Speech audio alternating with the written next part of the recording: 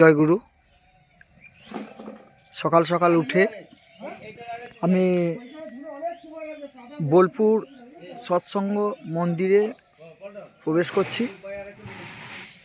আমি গতকাল থেকে গোলাকলয়ে আমার গিন্নিকে নিয়ে ভর্তি আছি, কিন্তু ভোরবেলাতে যখন শঙ্করধ্বনি পাওয়া গেল,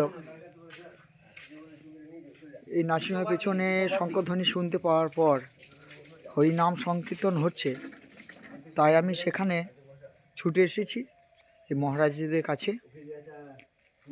খুব ভালো লাগলো। গোলাকলয়ের পেছনেই এনারা যে একটা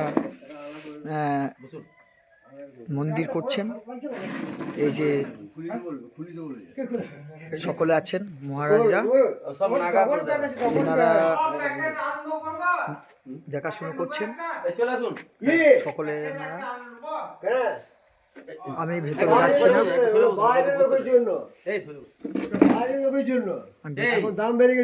আমি ভেতরে যাচ্ছি না। আমি যেহেতু গতকাল থেকে আমি আছি,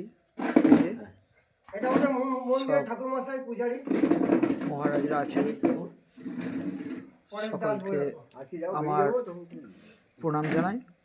তাই আমি খুব ভালো লাগলো। এই যে একটা এখানে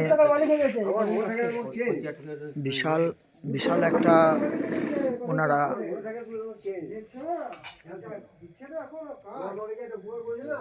আশ্রমের পরিকল্পনা নিয়েছেন।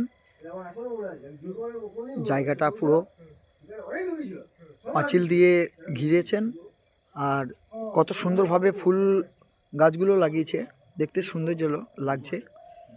আর পিছন দিকে আরও রুম আছে ওনাদের।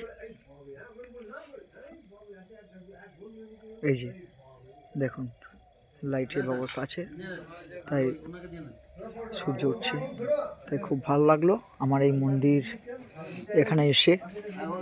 আমি চাই আমাদের হিন্দু সমাজে সকলকে এই পথে প্রতীক হতে বলবো যে আপনারা এই ধর্ম লাইনে যেতে গেলে কোনো বয়স প্রয়োজন হয় না। সকলকে আমার প্রণাম রইল। জয় গুরু, জয় গুরু, জয় নিতাই, জয় নিতাই।